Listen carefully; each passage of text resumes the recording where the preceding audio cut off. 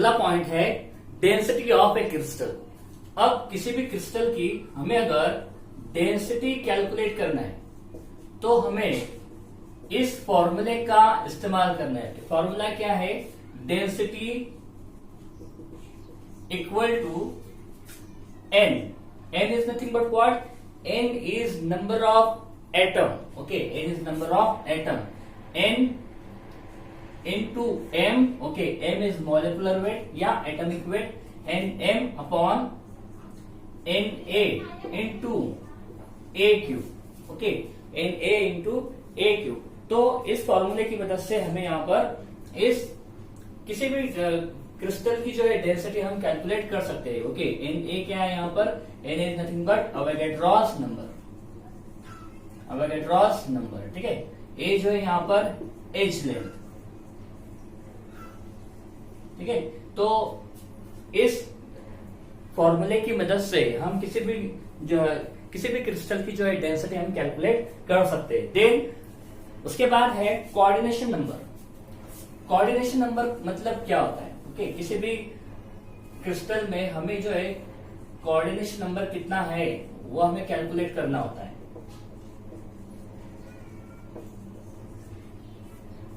Okay, अब coordination number मतलब क्या? तो सपोज कोई अगर क्रिस्टल है, सपोज मैंने एग्जांपल लिया कि अगर ये एटम ए है, इस एटम ए के नेबरिंग जो एटम है वो सपोज इतने सारे। ओके, कितने एटम? ओके, यहां पर आपको 7। ओके, या हम कहेंगे यहां पर 6 एटम इस ए एटम के सराउंडिंग में है, जो कि उसके नेबरिंग और टचिंग। ओके, ये बी एटम इस ए एटम को टच कर रहे। ओके, उसके सराउंडिंग में ये। Okay, next to that a atom. Therefore इस एटम के जो भी यहाँ पर नेबरिंग एलिमेंट या नेबरिंग पार्टिकल है, तो कितने नेबरिंग पार्टिकल है, कितने नंबर ऑफ एटम उस ए एटम को टच कर रहे हैं। ओके, तो उतना नंबर, जितने नंबर में वहां पर उसके नेबरिंग होंगे, जितने उसको टच करेंगे, okay, that is nothing but coordination number. तो कोऑर्डिनेशन नंबर यहाँ पर आपको, कोऑर्डिनेशन नंबर डिफरेंट क्रिस्टल के लिए डिफरेंट होता है। ओके, यहाँ पर हम सिंपल क्यूबिक के लिए कोऑर्डिनेशन नंबर ये 6 होता है। बॉडी सेंटर्ड क्यूबिक के लिए कोऑर्डिनेशन नंबर ये 8 होता है, और फेस सेंटर्ड क्यूबिक के लिए कोऑर्डिनेशन नंबर 12 होता है। ओके, तो यहां पर हम ये कह सकते हैं कि बीसीसी के अंदर, एफसीसी के अंदर या बीसीसी के अंदर, ओके, बॉडी सेंटर्ड क्यूबिक में कोऑर्डिनेशन नंबर 8 है। इसका मतलब उस बीसीसी स्ट्रक्चर के अंदर जो भी कंस्टिट्यूएंट पार्टिकल होगा, उस कंस्टिट्यूएंट पार्टिकल के नेबरिंग जो एलिमेंट है वो 8 हो गए। एफसीसी की अगर बात करें तो एफसीसी स्ट्रक्चर में जो भी कंस्टिट्यूएंट पार्टिकल होगा, उस कंस्टिट्यूएंट पार्टिकल के जो नेबरिंग एलिमेंट है, जो भी उस कंस्टिट्यूएंट पार्टिकल को टच कर रहे हैं, ओके, उसके नेबर में, that number of particle is 12। Therefore उसको हम कहेंगे कोऑर्डिनेशन नंबर। अब कोऑर्डिनेशन नंबर किसी भी क्रिस्टल का अगर हमें डिटरमाइन करना होता है तो उसके लिए हम रेडियस रेशियो रूल का इस्तेमाल करते हैं। उस रेडियस रेशियो रूल से हम किसी भी सब्सटेंस का या किसी भी क्रिस्टल का कोऑर्डिनेशन नंबर कैलकुलेट कर सकते हैं। ओके, तो कोऑर्डिनेशन नंबर अगर हमें कैलकुलेट करना है तो हमें सबसे पहले उसका रेडियस रेशियो जो है डिटरमाइन करना होगा। अब रेडियस रेशियो क्या है वो हम यहां पर देखेंगे। ठीक है, तो रेडियस रेशियो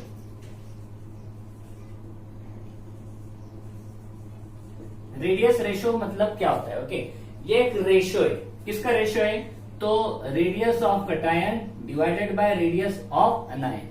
तो अगर आप कटायन और अनायन इन दोनों के रेडियस को अगर डिटरमाइन करते हो और उसका रेशियो लेते हो, तो उस रेशियो की मदद से हम किसी भी क्रिस्टल का कोऑर्डिनेशन नंबर कैलकुलेट कर सकते हैं। ओके, तो सबसे पहले अगर मैं यहां पर कहूं कि कोऑर्डिनेशन नंबर सपोज अगर 2 है तो उसका रेडियस रेशियो कितना आता है? तो यहां पर आपको मैं डायरेक्टली बताता हूं। ओके, अगर ये ratio r plus divided by r minus, अगर ये ratio suppose less than 0.155, okay, अगर इतना आ रहा है तो यहां पर हम कह सकते हैं कि जो भी सब्सटेंस है उसका कोऑर्डिनेशन नंबर वो 2 होगा और उसकी जो ज्योमेट्री है या उसकी जो शेप है वो होगी लीनियर। ठीक है, अगर रेडियस रेशियो अगर लेस देन 0.155 आया तो कोऑर्डिनेशन नंबर 2 होता है और उसकी उस क्रिस्टल की जो शेप है वो लीनियर होगी। अब यहां पर ओके, या उस क्रिस्टल के अंदर जो एटम है उनकी जो शेप है वो क्या होगी, लीनियर होगी। अगर सपोज 0.155 से लेकर 0.225 तक आता है तो यहां पर जो कोऑर्डिनेशन नंबर है वो 3 होगा और जो शेप होगी वो होगी प्लैनर ट्रायंगल। ओके, अगर सपोज 0.225 से लेकर 0.414 अगर आता है, इतनी अगर वैल्यू आ रही इसके दरमियान, तो कोऑर्डिनेशन नंबर जो है यहां पर वो 4 होगा और जो स्ट्रक्चर होगी, जो शेप होगा वो होगा टेट्राहेड्रल। अगर सपोज 0.414 से लेकर 0.732 अगर आ रही है, ओके, रेडियस रेशियो अगर इतना आ रहा है तो यहां पर हम कह सकते हैं जो कोऑर्डिनेशन नंबर है वो 6 होगा और स्ट्रक्चर जो है वो ऑक्टाहेड्रल। ठीक है, देन अगर सपोज 0.732 से लेकर 1.00 इतनी अगर आ रही तो कोऑर्डिनेशन नंबर यहां पर 8 होगा और कोऑर्डिनेशन नंबर 8 किसका होता है, यह होता है बॉडी सेंटर्ड क्यूबिक का। Okay, body centred cubic. तो इस रेडियस रेशियो को आपको ध्यान में रखना है। इस रेडियस रेशियो की मदद से आप जो है किसी भी क्रिस्टल का कोऑर्डिनेशन नंबर और उसकी शेप जो है डिटरमाइन कर सकते हैं। Classification of crystal. अब क्रिस्टल को बहुत सारी टाइप में जो है डिवाइड किया गया है, ओके, क्लासिफाइड किया गया है। तो सबसे पहला है आयनिक क्रिस्टल या आयनिक सॉलिड भी कह सकते हैं। अब आयनिक क्रिस्टल का मतलब क्या होता है, हमने अभी देखा कि जो क्यूब होता है, जो क्रिस्टल स्ट्रक्चर होती है, उसके अंदर कॉन्स्टिट्यूएंट पार्टिकल होते हैं जो कि कॉर्नर पर, ओके, ये कॉन्स्टिट्यूएंट पार्टिकल, सपोज ये एक एटम है जो कि इस कॉर्नर पर यहां पर प्रेजेंट है। ओके, सपोज यहां पर एटम में बता रहा हूं, सपोज ये कॉन्स्टिट्यूएंट पार्टिकल है जो कि मैंने सर्कल में बताया है, ये कॉन्स्टिट्यूएंट पार्टिकल है। अब सपोज आयनिक क्रिस्टल में क्या होगा, आयनिक क्रिस्टल में जो कॉन्स्टिट्यूएंट पार्टिकल है वो आयन होंगे। क्या होंगे, ions. Constituent particles are ions और ये आयन एक दूसरे से, जो भी अपोजिटली चार्ज आयन होंगे, पॉजिटिव और नेगेटिव, वो एक दूसरे से इलेक्ट्रोस्टैटिक फोर्स ऑफ अट्रैक्शन से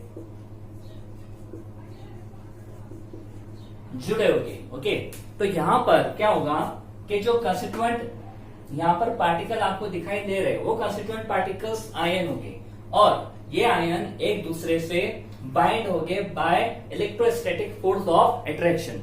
देयरफॉर इस तरह के क्रिस्टल को हम कहेंगे आयनिक क्रिस्टल। इसके एग्जांपल है NaCl, सोडियम क्लोराइड। अब सोडियम क्लोराइड में सपोज यहां पर मैंने सपोज ये Na+ लिया तो फिर ये क्या होगा, ये होगा Cl-। अगर ये Cl- होगा तो ये क्या होगा, Na+। ओके, वैसे ये इसकी स्ट्रक्चर नहीं है लेकिन हम यहाँ पर इसकी फेस सेंटर्ड क्यूबिक स्ट्रक्चर होती है NaCl की। तो लेकिन बताने का मतलब ये है कि यहाँ पर जो कंस्टिट्यूएंट पार्टिकल है वो आयन है और वो एक दूसरे से इलेक्ट्रोस्टैटिक फोर्स ऑफ अट्रैक्शन से जुड़े होते हैं। ठीक है, देन नेक्स्ट पॉइंट क्या है यहाँ पर, नेक्स्ट पॉइंट है, नेक्स्ट क्लासिफिकेशन है molecular crystal, sorry covalent crystal.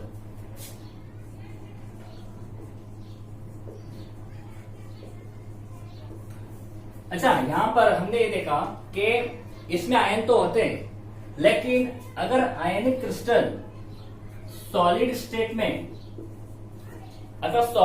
में तो ये बैड कंडक्टर होता है, ये इलेक्ट्रिसिटी को कंडक्ट नहीं कर सकता अगर सॉलिड स्टेट में है तो। और अगर ये जो आयनिक क्रिस्टल है अगर वो सॉल्यूशन में है, ओके, इन सॉल्यूशन स्टेट, तो वो गुड कंडक्टर होता है, गुड कंडक्टर ऑफ इलेक्ट्रिसिटी। ठीक है, ये बात आपको ध्यान में रखना है। देन नेक्स्ट पॉइंट है कोवेलेंट क्रिस्टल। कोवेलेंट क्रिस्टल क्या होता है? ये एक जेंट सॉलिड होता है, okay, giant big, okay, giant solid होता है। और इस तरह के कोवेलेंट क्रिस्टल में जो कंस्टिट्यूएंट पार्टिकल है, जो कंस्टिट्यूएंट पार्टिकल है वो मोलेकुल होते हैं। The constituent particles are molecule and that molecule, constituent particles are atom. Constituent particles are atom and that atoms are held together by covalent bond. Covalent crystal में क्या होगा? Constituent particles are atom and that constituent particles are held together by covalent bond. अब यहां पर क्या होगा? Covalent bond से ये सारे के सारे एटम एक दूसरे से जुड़े होंगे। इसकी एग्जांपल अगर हम देखें तो एग्जांपल है डायमंड, क्वार्ट्ज, ओके, और यहां पर दूसरी एग्जांपल है कार्बोरेंडम। कार्बोरेंडम, इसको हम, जिसका दूसरा नाम है सिलिकॉन कार्बाइड। सिलिकॉन कार्बाइड को कार्बोरेंडम भी कह सकते हैं, ओके, कार्बोरेंडम कहते हैं। तो यहां पर क्या होगा? इस तरह के ये जो है एक कोवेलेंट सॉलिड है। कोवेलेंट सॉलिड के अंदर क्या होता है? कंस्टिट्यूएंट पार्टिकल एटम होते हैं और वो एक दूसरे से कोवेलेंट बॉन्ड की मदद से जुड़े होते हैं, जिसकी वजह से हम उसे कोवेलेंट क्रिस्टल कहते हैं। देन अगला क्रिस्टल है मोलिकुलर क्रिस्टल। मोलिकुलर क्रिस्टल में क्या होगा?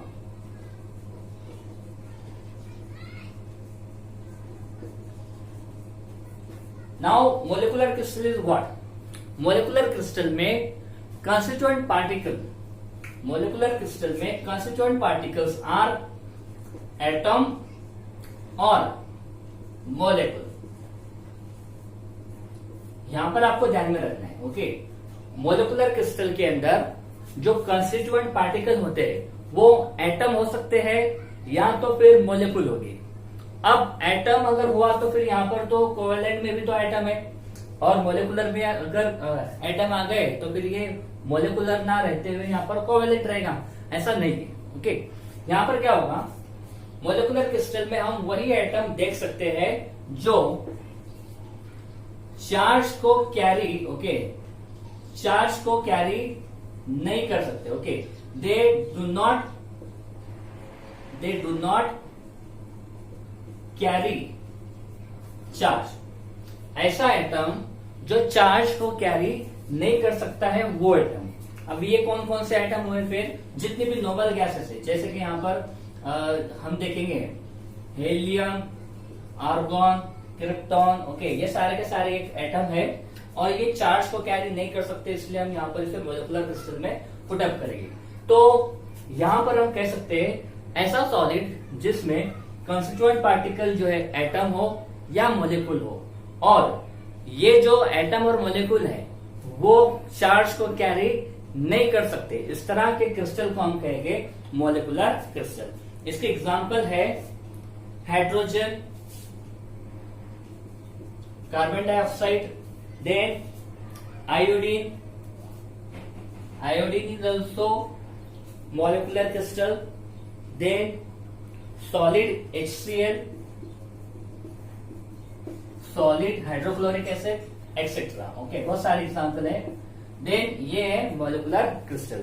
देन अगला क्रिस्टल है वो है मेटेलिक क्रिस्टल।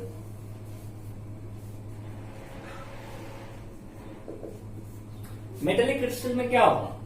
मेटेलिक क्रिस्टल में अगर हम देखें, मेटेलिक क्रिस्टल, मेटल पर कौन सा चार्ज होता है? मेटल पर हमेशा पॉजिटिव चार्ज होता है, ओके। तो यहां पर हम कह सकते हैं ऐसा सॉलिड जिसमें constituent particle positively charge metal ion हो, इस तरह के सॉलिड को हम कहेंगे मेटेलिक क्रिस्टल। ठीक है। तो यहाँ पर हमने देखा ionic crystal, covalent crystal, molecular crystal and metallic crystal. Ionic crystal में क्या होता है, आयनिक क्रिस्टल में कंस्टिट्यूएंट पार्टिकल आयन होते हैं जो कि एक दूसरे से इलेक्ट्रोस्टैटिक फोर्स ऑफ अट्रैक्शन से जुड़े होते हैं। देन उसके बाद कोवेलेंट क्रिस्टल में क्या होता है, कोवेलेंट क्रिस्टल में कंस्टिट्यूएंट पार्टिकल एटम होते हैं जो कि एक दूसरे से कोवेलेंट बॉन्ड की मदद से जुड़े होते हैं। लेकिन यहां पर हमने मॉलिक्यूलर क्रिस्टल में देखा कि कंस्टिट्यूएंट पार्टिकल, मॉलिक्यूलर क्रिस्टल में कंस्टिट्यूएंट पार्टिकल एटम होते हैं या मॉलिक्यूल होते हैं, लेकिन ये एटम और मॉलिक्यूल कैसे होंगे, ये यहाँ पर इस तरह से होंगे कि वो चार्ज को कैरी नहीं कर सकते। तो इस तरह के क्रिस्टल को हम कहेंगे molecular crystal. Then next one is metallic crystal. Metallic crystal में क्या होता है, मेटालिक क्रिस्टल में पॉजिटिवली चार्ज मेटल आयन ये कंस्टिट्यूएंट पार्टिकल होते हैं। तो इस तरह के क्रिस्टल को हम कहेंगे मेटालिक क्रिस्टल। सेमीकंडक्टर, ओके, हम यहाँ पर देखेंगे सेमीकंडक्टर के बारे में।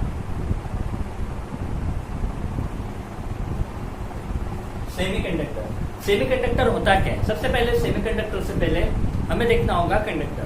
तो कंडक्टर इज व्हाट, ऐसा सबस्टेंस जो इलेक्ट्रिसिटी को कंडक्ट कर सकता है उसे हम कहते हैं कंडक्टर। अब ऐसा सबस्टेंस जो इलेक्ट्रिसिटी को कंडक्ट नहीं करता है उसे हम कहते हैं इंसुलेटर। क्या बोलते हैं, इंसुलेटर। अब उसके बाद है फिर जो कंडक्टर और इंसुलेटर दोनों के दरमियान, ओके, वो है सेमीकंडक्टर। सेमीकंडक्टर क्या होता है, सेमीकंडक्टर कुछ कंडीशन में इलेक्ट्रिसिटी को कंडक्ट करता है और कुछ कंडीशन में इलेक्ट्रिसिटी को कंडक्ट नहीं करता है, ओके। तो उसे हम क्या नाम देंगे, उसे हम नाम देंगे सेमीकंडक्टर। तो सेमीकंडक्टर में सबसे पहले अगर हम देखेंगे तो सेमीकंडक्टर में दो टाइप है, एक है पी टाइप सेमीकंडक्टर और दूसरा है एन टाइप सेमीकंडक्टर।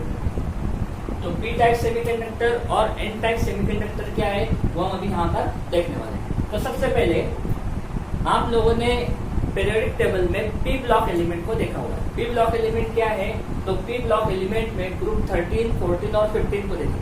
तो सबसे पहले हम ग्रुप 13, 14 और 15 को देखेंगे। तो सबसे पहले यहाँ पर मैं बोलूँ 13, 14, 15। अब यहाँ पर अगर मैं बोलूँ कि ग्रुप 13 के जो एलिमेंट है वो यहाँ पर कौन कौन से है, बोरॉन, कार्बन, नाइट्रोजन। फिर उसके बाद है यहाँ पर एल्यूमिनियम, सिलिकॉन, फास्फोरस। उसके बाद है यहाँ पर गैलियम, जर्मेनियम, आर्सेनिक। देन उसके बाद है थैलम, लेड, बिस्मथ। देन सॉरी यहाँ पर उसके बाद है इंडियम, टिन, एंटीमनी। देन उसके बाद है थैलम, लीड और बिस्मथ। अब यहाँ पर ये ग्रुप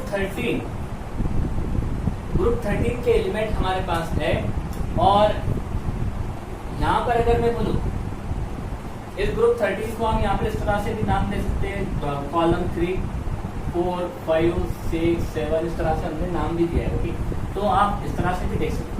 तो सबसे पहले यहाँ पर आपको जो है इलेक्ट्रॉनिक कॉन्फ़िगरेशन सबकी पता हुआ है, आपको इलेक्ट्रॉनिक कॉन्फ़िगरेशन पता है। अगर मैं बोलूं कि बोरॉन की इलेक्ट्रॉनिक कॉन्फ़िगरेशन कितनी, तो बोरॉन की इलेक्ट्रॉनिक कॉन्फ़िगरेशन में यहाँ पर बोरॉन का एटॉमिक नंबर है 5, इसका है 6, इसका है 7। तो बोरॉन इज 5, तो इसको हम इस तरह से 1s2, 2s2 और 2p1 लिखेंगे। जनरल फॉर्म में अगर हम देखें तो इसको हम इस तरह से लिख सकते हैं 2 और 3। ये ऐसे हमने जो है 9th और 10th क्लास में देख चुके हैं। देन कार्बन की अगर हम देखें तो कार्बन का एटॉमिक नंबर है 6, इसका electronic configuration 1s2, 2s2, 2p2। इसको हम जनरल फॉर्म में 2 और 4 भी लिख सकते हैं, ठीक है। देन नाइट्रोजन के लिए हम इस तरह से लिख सकते हैं नाइट्रोजन 7, 1s2, 2s2, 2p3। तो जनरल फॉर्म में यहाँ पर हम लिखेंगे 2 and 5। अब यहाँ पर जो ग्रुप 13 के एलिमेंट है उनके लास्ट शेल में कितने इलेक्ट्रॉन है, लास्ट शेल में 3 इलेक्ट्रॉन है। In group 13 element there are 3 electron in last shell. Boron के लास्ट शेल में भी 3 इलेक्ट्रॉन, एल्यूमिनियम में भी 3 इलेक्ट्रॉन हो गए, गैलियम में भी 3 इलेक्ट्रॉन हो गए, इंडियम, थैलम, इन सब में 3 इलेक्ट्रॉन लास्ट शेल में हो गए, इसे हम बोलते हैं वैलेंस इलेक्ट्रॉन। अब यहाँ पर कार्बन में कितने हो गए? फिर कार्बन में हमने देखा कार्बन में 4 इलेक्ट्रॉन, तो वैसे ही यहाँ पर भी सबके उसमें 4 इलेक्ट्रॉन हुए। देन ग्रुप 15 में वैलेंस इलेक्ट्रॉन कितने हो गए? यहाँ पर वैलेंस इलेक्ट्रॉन 5 हो गए। सो यहाँ पर प्रत्येक ग्रुप 15 के प्रत्येक एलिमेंट में यहाँ पर जो इलेक्ट्रॉन है वैलेंस इलेक्ट्रॉन वो 5। तो ये हमने यहाँ पर देखा। अगर मैं यहाँ पर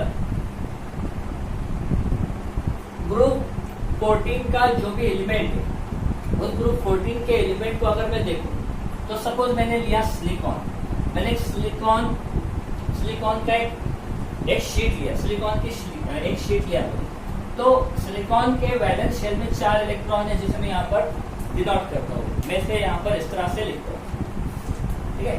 मैंने यहाँ पर इस तरह से लिखा सिलिकॉन के वैलेंस शेल में 4 इलेक्ट्रॉन। तो अब इस तरह से मैं प्रत्येक सिलिकॉन, ये एक सिलिकॉन तो नहीं होगा, ऐसे बहुत सारे सिलिकॉन एटम होंगे, तो मैं यहाँ पर इसको silicon silicon silicon silicon silicon ऐसे बहुत सारे एटम है जिसको हम यहाँ पर रख सकते हैं। तो प्रत्येक के वैलेंस शेल में कितने इलेक्ट्रॉन? प्रत्येक के वैलेंस शेल में 4 इलेक्ट्रॉन। इसके वैलेंस शेल में भी 4 इलेक्ट्रॉन, इसके वैलेंस शेल में 4 इलेक्ट्रॉन, इसके वैलेंस शेल में 4 इलेक्ट्रॉन, इसके वैलेंस शेल में 4 इलेक्ट्रॉन, ठीक है। अब यहाँ पर अगर हम देखें तो प्रत्येक सिलिकॉन का जो वैलेंस शेल है इस शीट के अंदर या इस मेटल के अंदर, इस सब्सटेंस के अंदर क्या हो गया? जो वैलेंस शेल है वो कंप्लीट हो गया। वो कंप्लीट कैसे हुआ? क्योंकि इस सिलिकॉन के पास कितने इलेक्ट्रॉन है? 4 है, ओके। 1 2 3 4। अब जब वो बाजू वाले सिलिकॉन से एक बॉन्ड फॉर्म करेगा तो उसका इलेक्ट्रॉन ये इस तरह से, फिर ऊपर वाला जो सिलिकॉन होगा उससे, फिर इससे, फिर इससे। इसका मतलब ये एक इलेक्ट्रॉन, ये एक इलेक्ट्रॉन, ये एक इलेक्ट्रॉन, ये एक इलेक्ट्रॉन, ये 4 इलेक्ट्रॉन भी उसके पास आ गए। इसका मतलब ये 4 और उसके पास जो 4 थे ऐसे 8 इलेक्ट्रॉन। जब उसके पास 8 इलेक्ट्रॉन कंप्लीट है और उसका ऑक्टेट कंप्लीट है तो वहां पर वो इलेक्ट्रिसिटी को कंडक्ट नहीं कर सकता। तो ये जो यहाँ पर प्योर सेमीकंडक्टर है जो कि इलेक्ट्रिसिटी को कंडक्ट नहीं करेगा। अब इस अगर यहाँ पर सिलिकॉन को हमें कंडक्टर बनाना है, कि सिलिकॉन जो है जो कि इलेक्ट्रिसिटी को कंडक्ट नहीं कर रहा है, तो हमें उसे कंडक्टर बनाना है। तो कंडक्टर बनाने के लिए हम क्या करेंगे? यहाँ पर हम एक डोपिंग करेंगे। क्या करेंगे? डोपिंग। डोपिंग का मतलब होता है एक इम्प्योरिटी को ऐड करना। अब इम्प्योरिटी यहाँ पर किसे लेंगे? तो सबसे पहले हम यहाँ पर ग्रुप 13 का कोई भी एलिमेंट ले सकते हैं या ग्रुप 15 का कोई भी एलिमेंट ले सकते हैं। सपोज यहाँ पर मैंने क्या किया, एक सिलिकॉन को, कौन सा भी एक सिलिकॉन लिया, उसको मैंने यहाँ से हटा दिया और आप कहीं कौन सा भी सिलिकॉन ले सकते हो। उस सिलिकॉन की जगह पर अगर मैंने सपोज मैंने यहाँ पर ग्रुप 13 का कोई भी एक एलिमेंट ऐड कर दिया, जैसे कि सपोज मैंने यहाँ पर ग्रुप 13 का इस एल्यूमिनियम को ऐड कर दिया। तो सपोज ये एल्यूमिनियम है जिसके वैलेंस शेल में कितने इलेक्ट्रॉन है? 3 इलेक्ट्रॉन। ये 1, ये 2 और ये 3। या हम इसे यहाँ पर इस तरह से कहेंगे, ये 1 2 3। अब यहाँ पर एक जगह खाली है इलेक्ट्रॉन, ठीक है। एल्यूमिनियम के पास 3 इलेक्ट्रॉन है, लेकिन यहाँ पर जो है 1 इलेक्ट्रॉन की जगह अभी भी बाकी है, वैकेंसी है। अब यहाँ पर एक होल जनरेट होता है जिसकी वजह से क्या होगा? यहाँ पर एक होल जनरेट हुआ और होल जनरेट होने की वजह से यहाँ पर क्या होगा? ये जो इलेक्ट्रॉन है, ओके, ये इलेक्ट्रॉन यहाँ पर ट्रांसफर होगा। अब जब इलेक्ट्रॉन यहाँ पर ट्रांसफर हुआ तो यहाँ पर होल जनरेट होगा और यहाँ पर इलेक्ट्रॉन आएगा। हो सकता है ये इलेक्ट्रॉन यहाँ पर जाए, अब ये इलेक्ट्रॉन यहाँ गया तो यहाँ पर इलेक्ट्रॉन आ गया और यहाँ पर होल जनरेट हो गया। हो सकता है यहाँ का इलेक्ट्रॉन यहाँ चला जाए या इधर का इलेक्ट्रॉन यहाँ आ जाए और यहाँ अगर इलेक्ट्रॉन आया तो यहाँ पर होल जनरेट होगा। इसका मतलब यहाँ पर क्या हो रहा है, इलेक्ट्रॉन यहाँ पर जो है ट्रांसफर हो रहा है। अब जब इलेक्ट्रॉन ट्रांसफर होगा तो यहाँ पर हम कह सकते हैं कि जो सब्सटेंस है वो इलेक्ट्रिसिटी को कंडक्ट कर सकता है।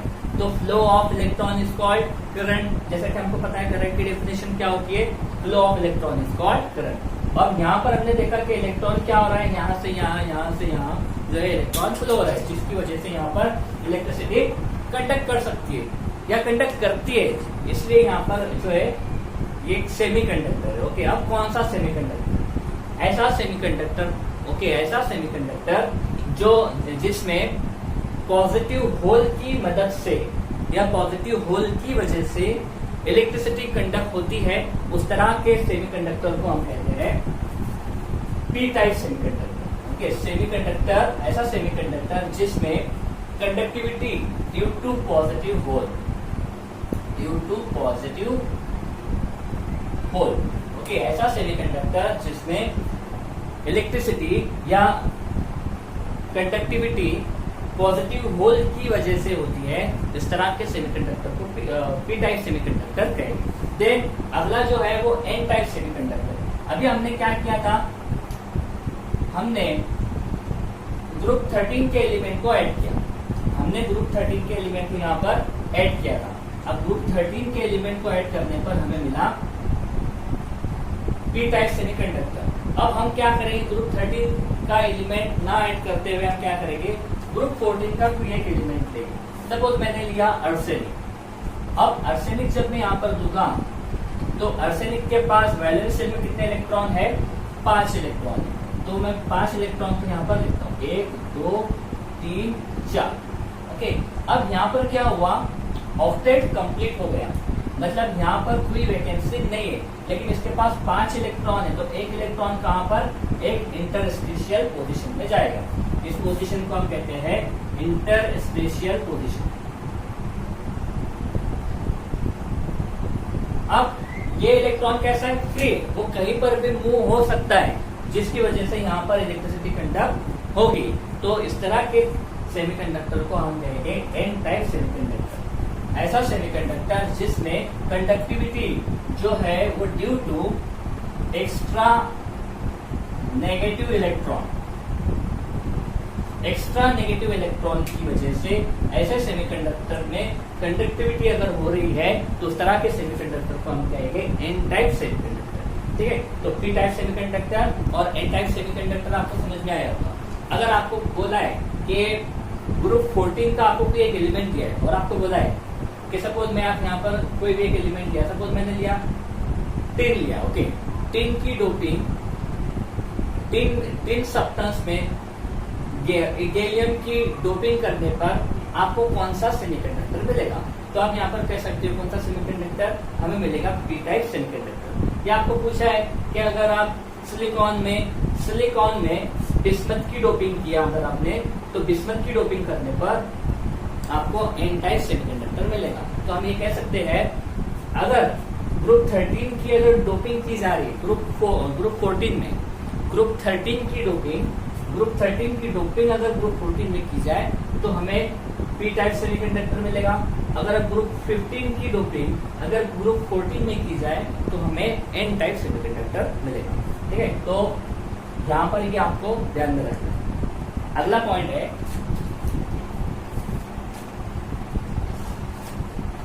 अगला पॉइंट हम देखेंगे यहाँ पर ब्रैग्स इक्वेशन।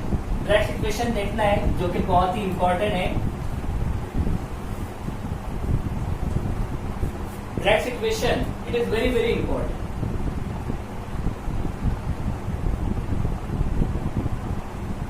इसे आपको ध्यान में रखना है। क्या है इक्वेशन, इक्वेशन है n lambda equal to 2d sine theta.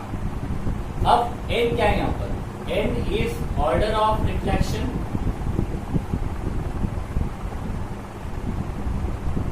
Lambda is wavelength,